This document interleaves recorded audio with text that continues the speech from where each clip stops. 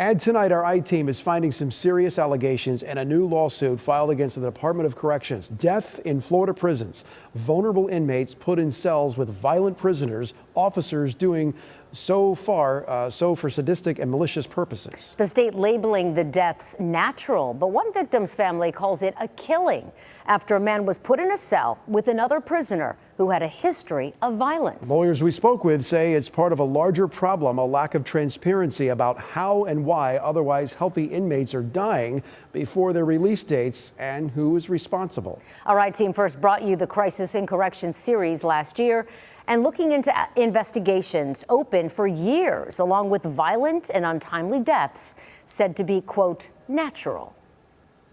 I need somebody to be accountable for the actions for my son's death. Far too many deaths are occurring inside of our facilities. So something's wrong, something seriously wrong. Tonight, I-Team investigative reporter Kylie McGivern has the update. And we do want to warn you, the descriptions you're about to hear may be disturbing. Pictures on a mantle mark the memories Katrina Humphrey Williams has left. When the chaplain called me, I knew right away what it was. And when he said, "I'm sorry to tell you," I dropped the phone. I dropped to my knees and I screamed as loud as I could, "Lord, no, not my child, not my son." Her son, Dennis Williams, who was diagnosed with bipolar disorder and schizophrenia, was serving a 15-year sentence at Columbia Correctional Institution for drug charges and attempted murder in a burglary-turned-shooting. He was found dead in a cell, but he was not alone. Photos taken during the death investigation show another inmate, Jaquan Polk, who was sharing a cell with Williams at the time of his death.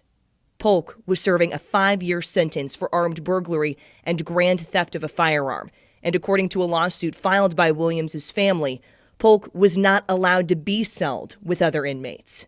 For my son to have passed away, somebody dropped the ball.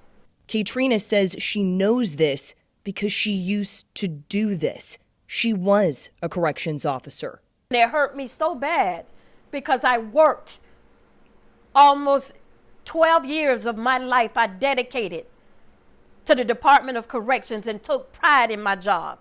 My husband and I went to Columbia CI to get answers. I will not lay down until I get answers. And they couldn't tell me anything other than the fact that it happens all the time. Katrina believes her son was killed by the other inmate in his cell, but the medical examiner determined Williams died of natural causes. We dug into FDLE's investigative report, which says the first officer on scene said Williams was lying unresponsive on the floor. Inmate Polk was licking the floor. He then saw Polk biting on Williams's genitals. The medical examiner's report documented abrasions, contusions, and lacerations, and multiple bite marks on Williams's body. According to the lawsuit, when Polk was eventually taken out of the cell, he yelled, "I killed him. Who's next?" But the medical examiner determined Williams died due to a ruptured dissecting aorta. What do you make of that? We don't buy it that this is a natural death. Williams's attorney, James Slater, represents prisoners and their families.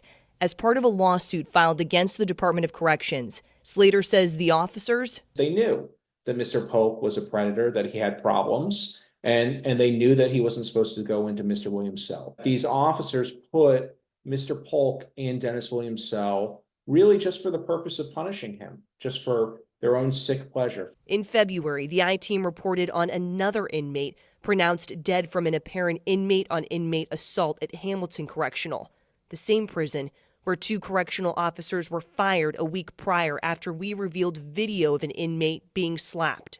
We reviewed records for Columbia and found 41 inmates have died in the past 5 years. Only 1 was determined to be a homicide.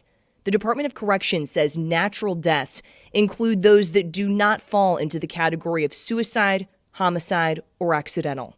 They absolutely got this wrong. The other prisoners knew about Mr. Polk, knew about his propensity for violence, and they refused to be cuffed. And so Mr. Williams just didn't know that this guy was violent, and he allowed for him to be put in a cell, and then he was tortured. and he tried to declare what's called a psychological emergency. Basically, get me out of there. I need protection. I need help. According to our witnesses, there was still additional commotion and violence, and then all of a sudden it stopped. This prisoner, who posted a video to TikTok, told me he heard that violence.